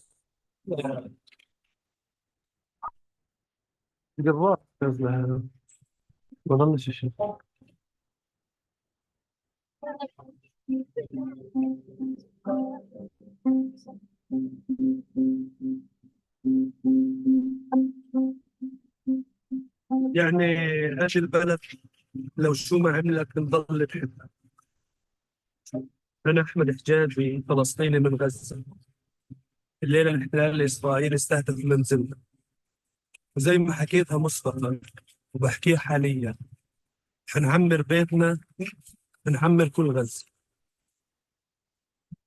So this particular portion of a person serves as a witness, personal affliction being cast to his family, society, everything. So this documentary serves as a serves as a platform for social activism. It provides and makes people get connected with this narrative easily in the digital forum. And this narrative serves as a place where you can opt for social justice and further future activism. It is not only providing one side of powerful narrative presented by Israel, or powerful narrative presented by the Israel's Western allies, or powerful narrative presented by the European people, or the others, or even UN for that matter. They are all in the path. As I said before, these platforms, these narratives are the voice of the voiceless, voice of the people who are in the margins, voice of the people who are in the peripheries, voice of the people who have been afflicted altogether. People who are in the power are not afflicted. These testimonies, these witnesses serve as an example. The entire documentary, as said that it's a witness documentary, it serves as a tool for us to understand how it goes with the altered truth that we have in our hand, and how we can process it and present it in the further academic discussions based on the theoretical frameworks that we have. The post-structuralist theoretical work that would go with this. Trauma theory would go with this. Say, for example, there were a few women and children being afflicted. It goes with feminist theory is concerned. It provides with the cultural identity as presented by Steward Hall. So these theoretical frameworks present a detailed understanding of these narratives, though they are considered to be non-fictional, though they are considered to be not the said written literary narratives, literary works, but recent times, these digital formats of narratives serves as a platform to understand all these voices that we have, and it provides an altered understanding in the digital age, altered understanding in the digital age, presenting multiplicity of truths. It's not only one truth that comes from the power, from the patriarchal dominated power. It is also the powers that are present. It's also the truths that are present there in the periphery, there in the outer layer of that particular power. So the next one, I think it's this is one documentary based, but it's a movie, The Swimmers. It's an they've taken the original story from the two swimmers from Syria, and they have presented it. I'll just show you it's there on the Netflix platform, OTT platform. You can watch it. The Swimmers. It's the movie. So it was a recent movie. So how from war-torn Syria, these two young women, they tried to participate in 2016 Rio Olympics as swimmers. They tried to cross the Mediterranean passage from Syria to the European passage by swimming. The middle of the ocean, they start to swim. Mediterranean Sea, they start to swim. That's been captured here. This can be treated as a collaborative storytelling, narrative that we have here, and also autobiographical narrative that we can see here. I'll just play that for our understanding. So what it is, you will understand it. Yeah.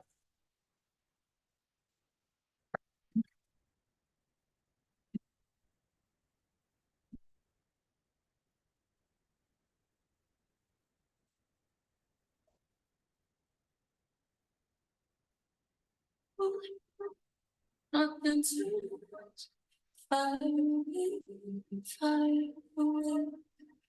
The shame it's security. Fire away. For a pearl, nothing to lose. Fire away, fire away. We need to move forward. You're not allowed to give up.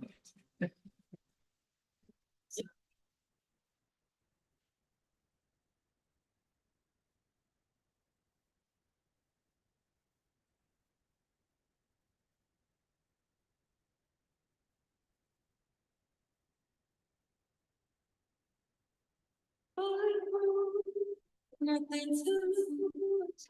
Fire away, fire away.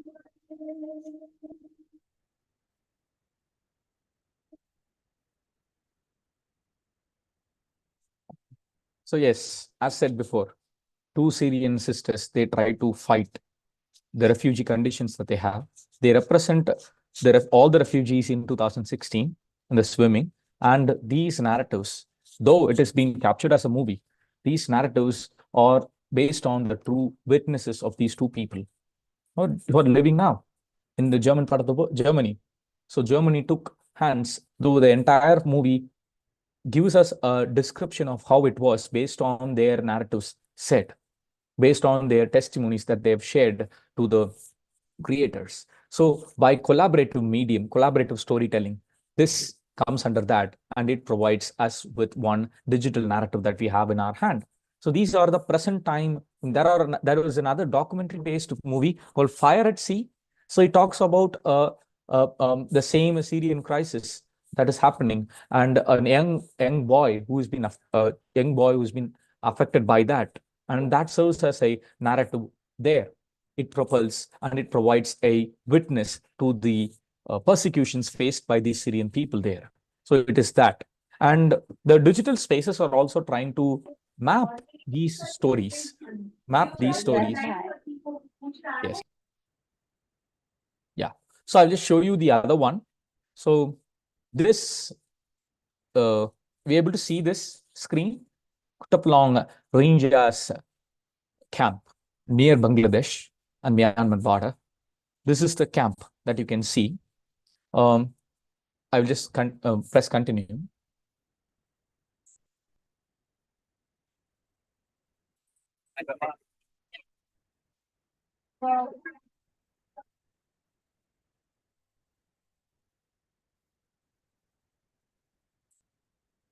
This is the entire map of the Kutupalong refugee camp. What you are hearing now, the background voice, that is the live sound recording that they say, sound archives that we are able to see.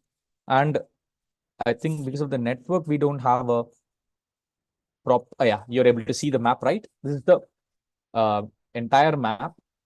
And they have this particular website has this live sound that's been captured and archived in this particular map, say. These are story maps.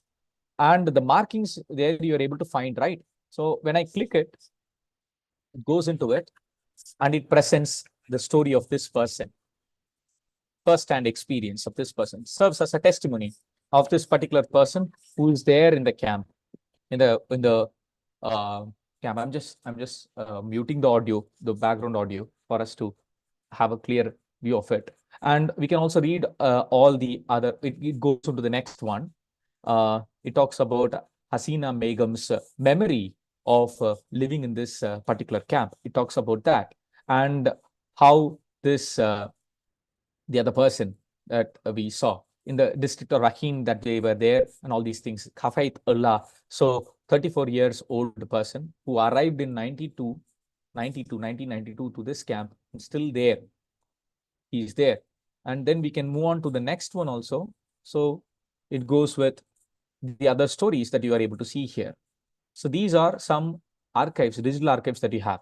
Fazol Ahmed, who gives his story, small narratives, but serves as testimonies of their struggle that they face in the Myanmar Rakhine district or Myanmar places, and Bangladesh, who is refusing to take all these Myanmar Muslims, and they are present in a no bans or no named land.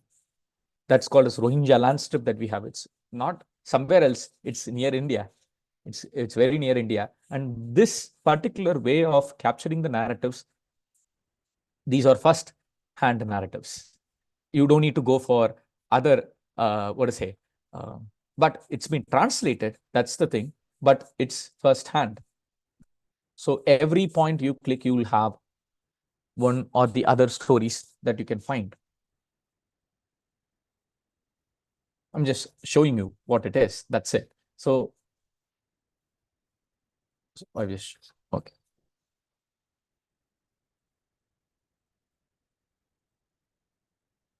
So this is the thing. Mujibur Rahman's, and the entire map is here, and the entire map has 11 stories and also a few other stories that we can go with. And these stories serve as a tool to capture the first-hand witness, or it serves as witness or testimonies of people who are undergoing through this refugee camp that doesn't provide with quality of life. So it demands social activism from the other side of the world, not only UN, but also UNHCR. UNHCR is the branch where they go and deal with these refugee camps. It's not only that, it's also the other sections or the NGOs that we have and the other places that we can go for. And all these narratives help us get that activism. I'll just show you another one for our understanding. It's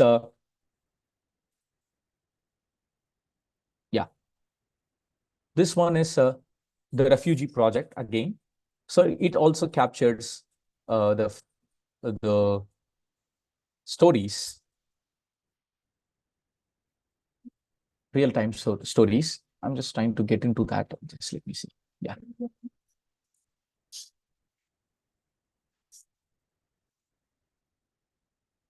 It shows the map, and I think this one. Oh, no, this one. Yeah.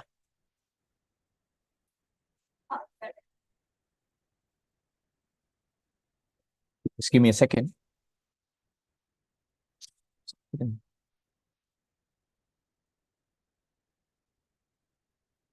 Yeah.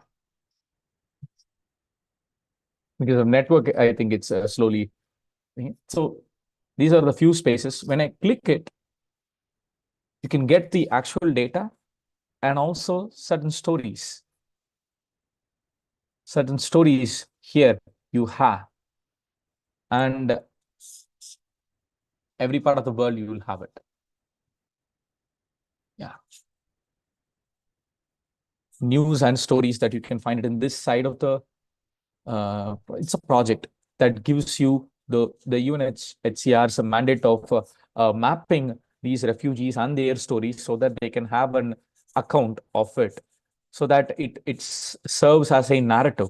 We can take it as a narrative in this testimonial literature to see how their lives are being tormented and how they undergo certain situations in the refugee camps even, and the other aspects of the refugee struggle, the persecution, the war-based testimonies that we can get through these maps that we have. These serve as digital archives, and these archives help us with incorporating in our literature as well as a section of nonfiction and as a section of digital sectioned narratives that we can have. So yes. And the next one that I'm going to show you is one of the CIAs that I recently conducted with my students who belong to the English and Digital Humanities department here in Christ University, Lavasa campus, Pune. So they tried to take the stories of the migrant people, their struggles, their hardships. And this is the map that you see on the screen. It's a map of the locale that I am working, the town, Lavasa. You're able to see the picture here. So this is a picture, but we can, the students have mapped this with stories. This is called a story mapping. Here don't have the sounds. See, here are a few stories that we have in hand. And I'll just go to the next one. So if I move this, you'll be able to see the story is being turned from one space to the other. So there's another story that we have here, and the map is moving to another one. And then we have another one here. So I think there are 4 stories here. There are 4 groups, and they were trying to map it. These story maps, they try to present the stories, their testimonies of life here in this town as a person who has migrated from their hometown. So these serve as some stories. We're talking about migrant workers. So based on these interviews, based on these, you collect their narratives and you present it in the digital forum, and it creates a story map that serves as a narrative, collective narrative. These collective narratives are called as collaborative narratives, and it provides us with different stories. Sometimes these are short, sometimes these are long. You can also attach interviews, even video recordings, pictures, as they have done with the G-tag pictures that they have done, and also they have mapped it in the map so that it gives us an idea. So these are a few projects that can be taken into our testimony literature because they provide us with different testimonies. They provide us with different witnesses, first-hand experiences. Again, and I am telling all these words is because already they are there. Autobiographical elements, yes, it's there. But when it comes to just taking this particular field is concerned, or this genre is concerned, or this literature is concerned, collective literature is concerned, testimonial literature is concerned, we have all these concepts been embedded and we are segregating. Though it is overlapping, though when we trace the evolution, we can see that it's overlapping. It's not just one defined field, but rather it is it's a collaboration of certain things. Like it deals with refugee, it deals with Holocaust, it deals with war, it deals with women oppression, it deals with partition, it deals with all these things, but they are not fictional. They serve as testaments. They serve as protests from the individual's point of view. As said before in one of the definitions by, I think it was Feldman. I'll just go back to the slide for us to, sorry, sharing the screen. Yeah. 1 minute. Yeah. I'll just go back to this.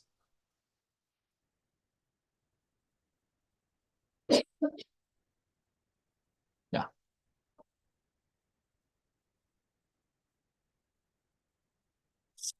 Just give me a minute.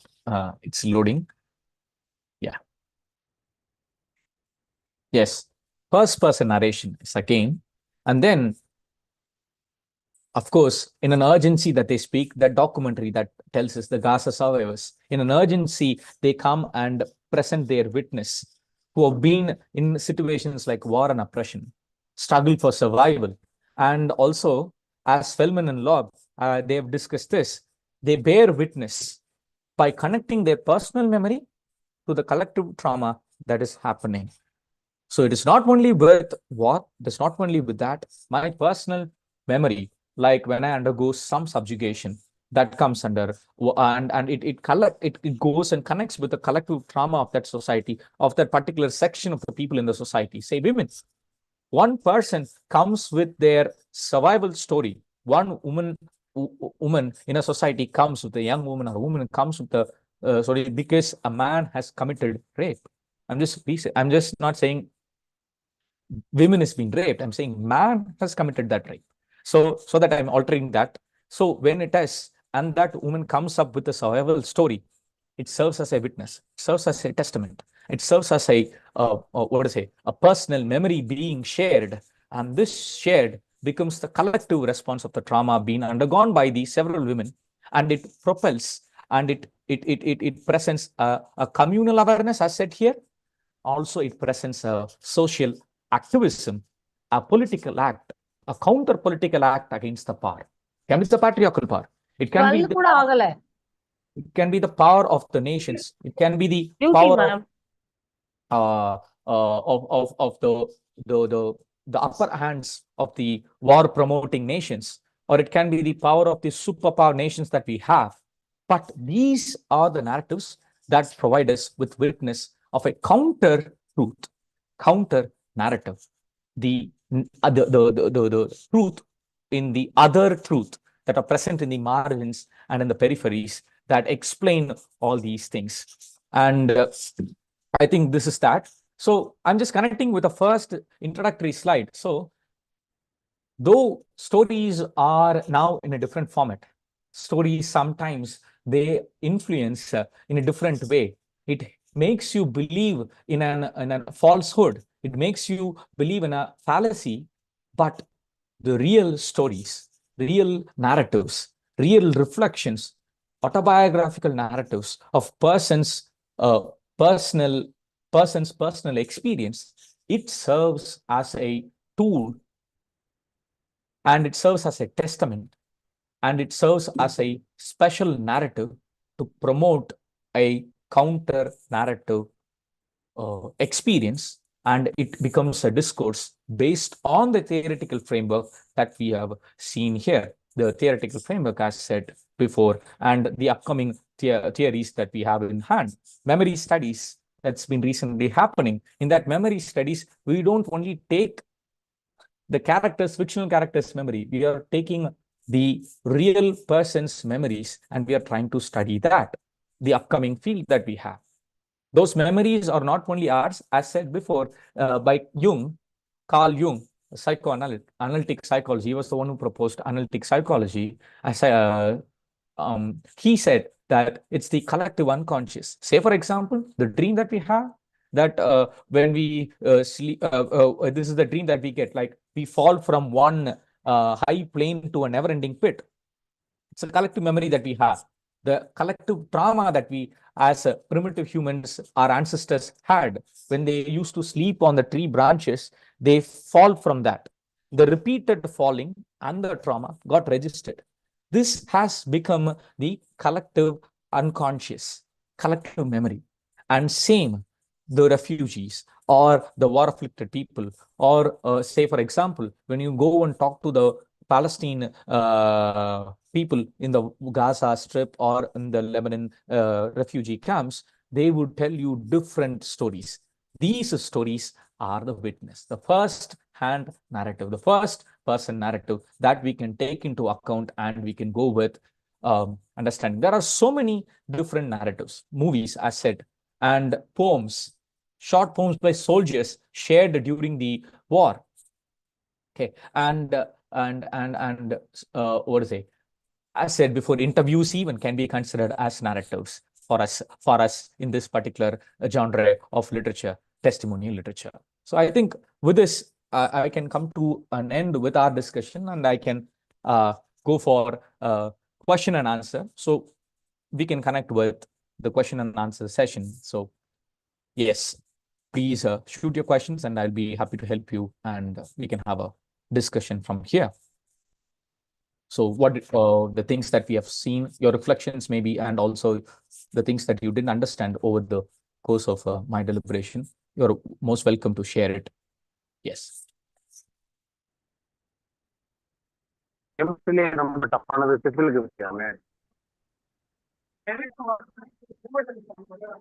Yes. So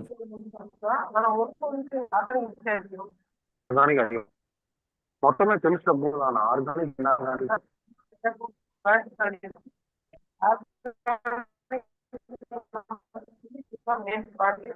அதெல்லாம். So audience, if you have any questions, you can shoot it in the chat box, or you can unmute and you can present it.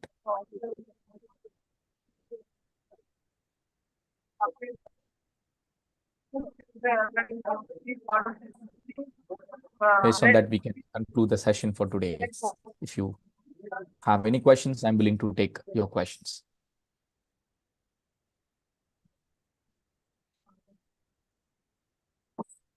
Yes, sir. Yes, ma'am. So, Rajaji G, right? Yes.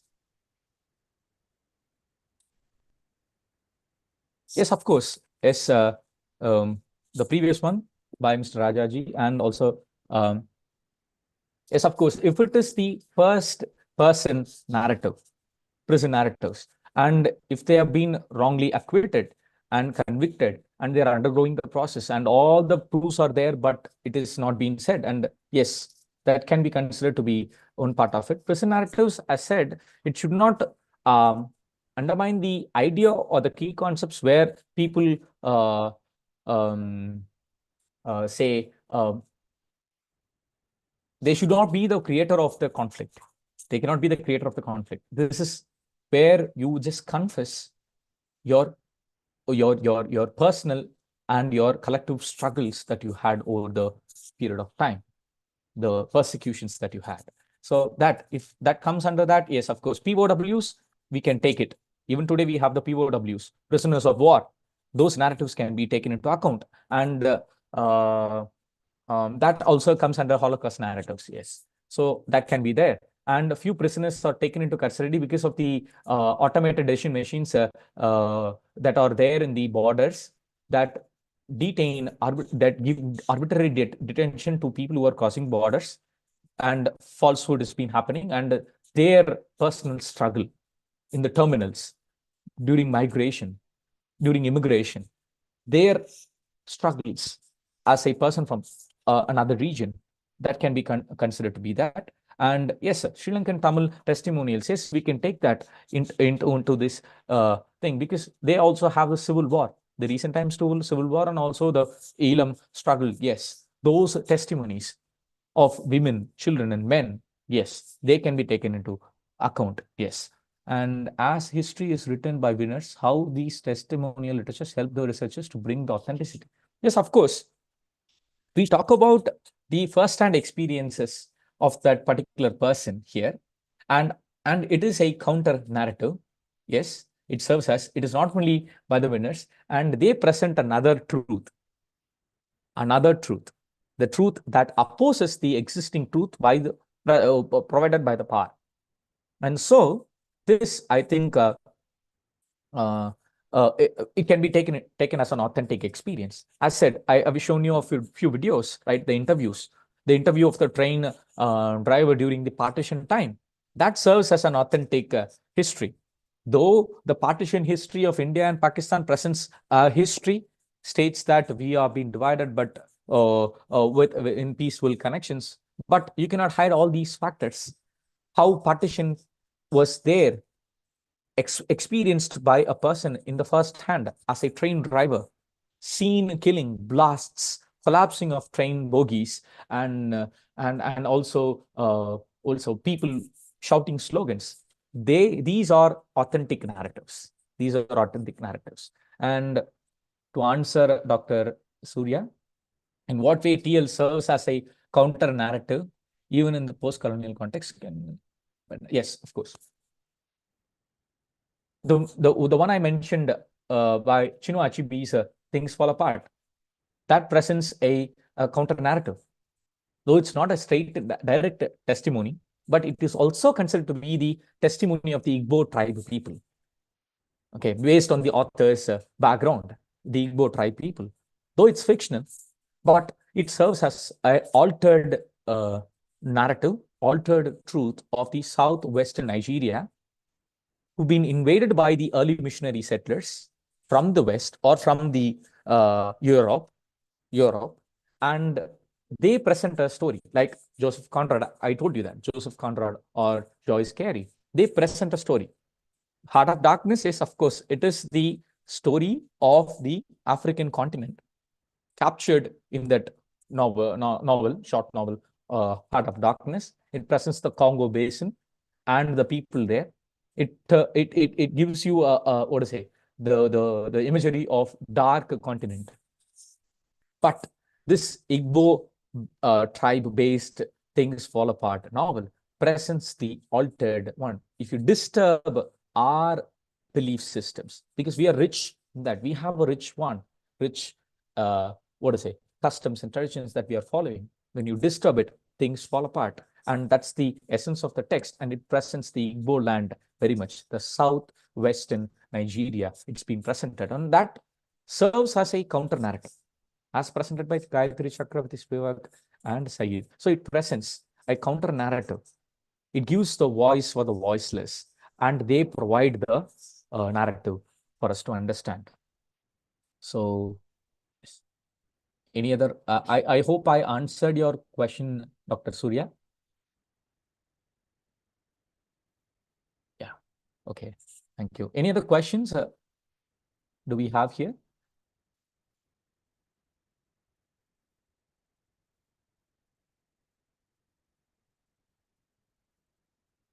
How it impacts our narratives. Nowadays, we are given false narratives as well. Of course, there are a counter narratives. I think we should go through both to reach the proper. Yes, of course. So I'm just responding to Nita Lalwani. Yes, Dr. Nita Lalwani. Yes. So yes, there are a few narratives. Say, for example, I think American Jewish Association, I think they are trying to justify the Jewish association that are there in, I have the screenshot here with me, I think, or I don't have now, maybe. It came in one of the Instagram reels, say. So I was just searching. I was just going through the reels and I came with this American Jewish community. So they provide that, they are called as the Maccabi Tel Aviv fan. Okay, you can go and search it in Instagram, AJC. It provides this, how a different story of the militants of the Hamas, how they treated Jewish hostages. Okay, they didn't distinguish between women, child, men, or the elderly. They attack everyone they saw as Israeli. That's how this is. Tomar Talilas. So this is one person. Okay. In this particular forum called American Jewish Committee, these are reels. I have this. These are reels, Instagram reels that I think you can see it here. So I came across this when I was searching for testimonies posted by people, posts posted by people who've been affected cruelly. But I don't think Israel, when you just discuss Israel and Palestine war, most of them, it's like we have to come to consensus that we see the news, like Israel airborne missiles are targeting hospitals, targeting schools, and even UN established schools, UNHCR established schools, the refugee campsites. Okay, they took hostages, it's fine, that they took. And there were a few news where the Israeli people, they told that they were very good. The Hamas militants were very good with us. They dealt with us in a respectful manner, but they didn't do it. The Israeli, armed forces, they didn't treat these people from West Bank and Gaza in a right manner. They stripped them bare naked. The men there, the women there, they were raped. Their house, it was like, during the Nazi regime that they were doing it. So these are the few, narratives that we can find. It is for us to go into the background of all these things, check yes, of course, the authenticity. Yes, again, when we talk about the role of ICT and all role of digitized narratives that are present, then we are to go for this false news also. Consider this false news also. It is a tedious process that we have to go through. And I think that there are a few other AI-based platforms and other digitized platforms and websites that give us an understanding of how to decide on the narratives and the representation of news in these mediums and understand it both way. And yes, of course, we can reach to a proper discussion. I think, yeah. And of course, these subconscious memories impact our narratives, how we narrate stories, how we present stories. Maybe one example is that our narrations in the recent times would go for our sufferings that we underwent, not big, cruel sufferings, but we went through a suffering during the COVID times. It gets repressed in our minds and it comes out. But when you see these people, refugees or people who are in the war-torn civil war-based torn cities and nations, they will have these serious subconscious memories of bombing, phobia for being in a place, and their displacement have given them so different ideas. So I think, yes, you have to be careful of the false narratives. That's one thing. And of course, our narratives gets impacted. And these narratives gets impacted highly because of the experience that they go through, the emotional experience that they go through. I think I have responded to that.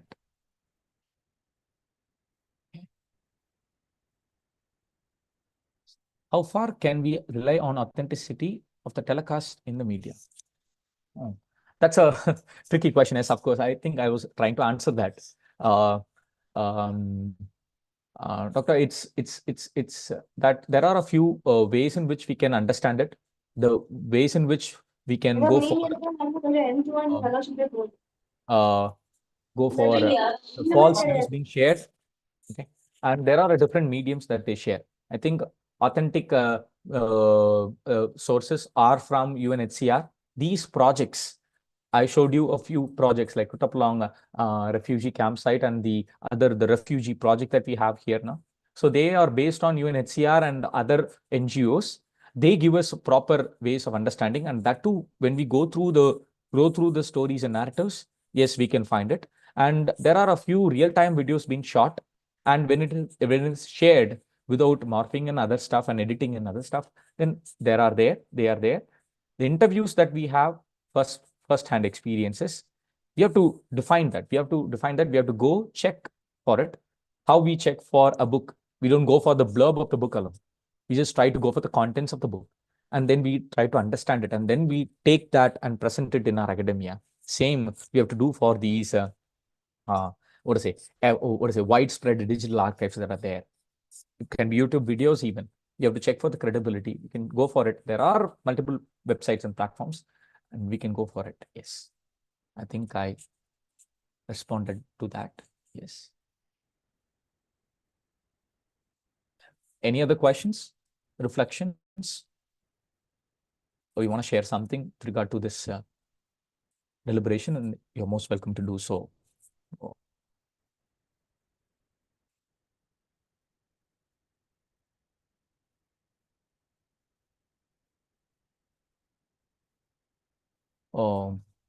If not, then I just give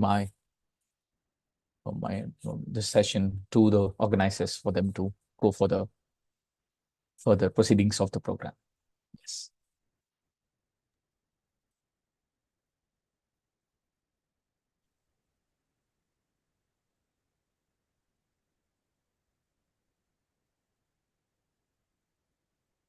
Yes, sir. Back to you, Dr. Livingston. Yes. Thank you, sir. Thank you, sir, for that captivating and insightful lecture. Your presentation on testimonial literature has certainly given us a deeper understanding of how literature can serve as a powerful testimony to personal and collective experiences. And we are totally and truly grateful for the time and effort you have taken to share your expertise with us today. And thank you so much, sir. Thank you, sir. Thank you. Now, as we draw towards the conclusion of this program, it is my pleasure to invite Mrs. Vincy Mabel to propose the oath of thanks.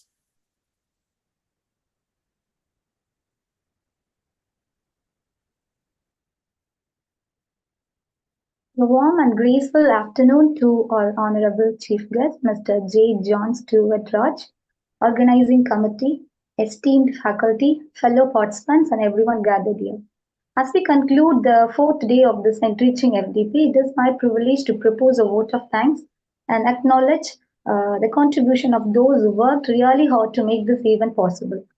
Let me first of all start by giving glory to the Almighty God for making today's occasion a resounding success. I would like to express my sincere gratitude to our esteemed chief guest, Mr. J. JohnSteward Raj, for delivering such an insightful and thought-provoking lecture on testimonial literature. Your expertise and passion for the subject have enriched our understanding of this important literary genre, and we are truly honored to have you grace this occasion with your presence. Your invaluable insights have inspired us to explore the power of testimonial literature in addressing social and political issues. We are deeply grateful to our esteemed college secretary, Mr. S. Prem Kumar Rajasingh, for his visionary leadership and unwavering support. We also extend our sincere thanks to our esteemed principal, Dr. R. G.V.S. Rajakumari, for her invaluable support and encouragement. I would also like to express my heartfelt thanks to the organizing secretaries, Dr. Y. Pramila Anbarasi and Dr. J. Medistella, for their meticulous planning and their tireless efforts. Special thanks to the convener of this FDP, Dr. Beulah Hemalada, and coordinator, Dr. T. Jude Livingston, for their support, guidance, and inspiration have been instrumental in the success of this event. To my fellow participants, I'm grateful for your active engagement and insightful contributions. Your questions and comments have enriched our discussions and deepened our collective understanding. Finally, I would like to thank the institution for providing us with this platform to learn, grow, and connect with like-minded individuals. Let us carry the momentum and inspiration gained from today's session into the next day. Thank you. Thank you all once again. Thank you. Thank you, ma'am, for your thoughtful and gracious words of appreciation. As we come to the end of today's event, I would like to express my sincere thanks to each one of you and for your participation and attention. Your presence has made this gathering meaningful and memorable. We hope the insights from today's session inspire further reflection and discussion. Thank you once again to our resource person, Mr. J. JohnSteward Raj, for his enriching address. With this, we officially conclude today's session. Wishing you all a wonderful day ahead. Thank you, and God bless you all. Thank you. Thank you, sir. Thank you.